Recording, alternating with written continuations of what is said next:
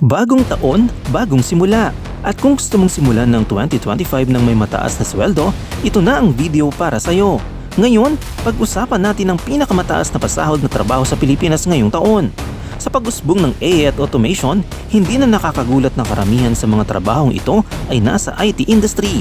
Ayon sa Statista, patuloy na lumalakas ang industriya ng IT sa Pilipinas at inaasahang aabot ng $3.6 billion ang market volume nito pagsapit ng 2029. Kaya kung gusto mong pumasok sa isang in-demand na career, siguraduhin mong panoorin ang buong video. Ito ang Kaalaman Studios. Huwag kalimutang i-like, i-share at mag-subscribe sa Kaalaman Studios para lagi kang updated sa mga latest career trends. Tara't simulan natin! Pang-5 sa listahan ang Network Security Engineer. Sa panahon ng cyber attacks, napakahalaga ng mga network security engineers. Kaya naman, ang sweldo nila ay umaabot mula 900,000 pesos hanggang 1 million pesos kada taon. Ayon sa Cisco, sila ang unang linya ng depensa ng mga kumpanya laban sa hackers at iba pang cyber threats. Malalaking kumpanya tulad ng Accenture, Goldilocks at iba pang tech firms ang patuloy na naghahanap ng mga skilled security engineers.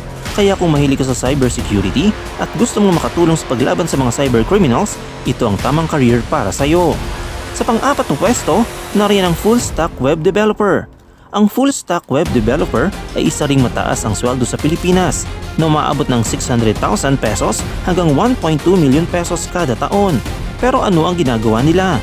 Sila ang gumagawa ng parehong front-end o yung nakikita ng users at back-end o yung nasa likod ng system dahil sa kanilang versatility, napaka-in-demand nila sa mga kumpanya na nangangailangan ng malalakas at secure na web applications.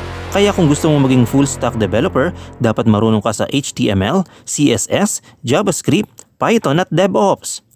Pangatlo ay ang Data Scientist o Data Analyst. Ano ang ginagawa ng isang Data Scientist o Data Analyst? Ayon sa South New Hampshire University, sila ang nag-a-analyze ng data para matulungan ang mga kumpanya sa pagbuo ng mga mahalagang desisyon. Sa panahon ngayon, data ang bagong ginto. Dahil dito, malaki ang demand para sa data analyst sa Pilipinas.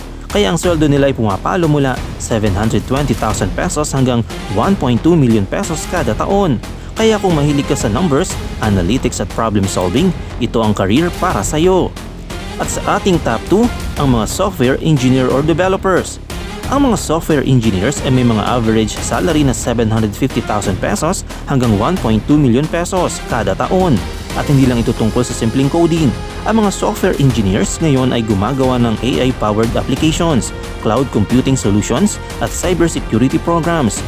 Dahil sa patuloy na digitalization, hindi lang tech companies ang nangangailangan ng software developers, pati mga bangko, ospital at retail companies. At isa pa, pwede kang makakuha ng trabaho sa mga international companies na may mas mataas na pasahod.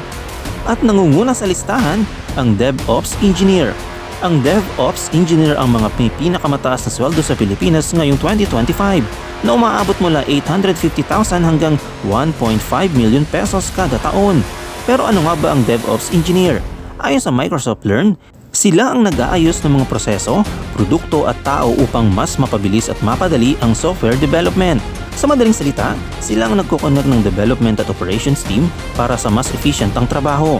At dahil sa AI automation, mas pinadali ang trabaho ng mga DevOps Engineer. Kaya naman hindi mo kailangan ng mahabang karanasan para makapasok sa trabahong ito. Sapat na ang kalaman sa Python at automation tools tulad ng AWS at Azure. At yan ang mga pinakamataas na sahod na trabaho sa Pilipinas ngayong taon. Kung gusto mo mag-level up ang career mo ngayong taon, ito na ang pagkakataon para pag-aralan ng mga skills na ito. Anong trabaho sa listahan ang gusto mong pasukin? Comment mo sa baba at kung gusto pa man ng mas maraming career tips at tech updates, huwag kalimutang mag-subscribe at i-click ang notification bell.